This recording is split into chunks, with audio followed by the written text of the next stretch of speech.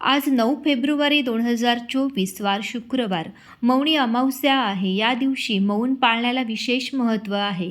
अमावस्या हा दिवस स्नान, दान, पितरांची सेवा करण्यासाठी समर्पित असतो. तर पहा, या दिवशी जर आपण काही उपाय केले तर ते विशेष फलदायी ठरतात.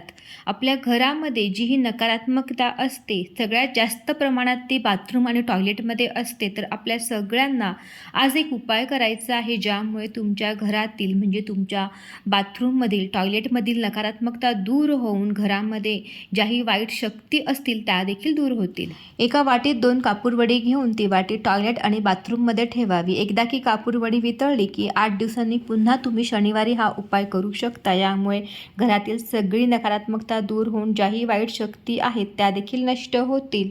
आणि पहा, संपूर्ण दिवस आज अमावस्या आहे, कधीही तुम्ही हा उपाय करू शकता. श्री स्वामी समर्थ.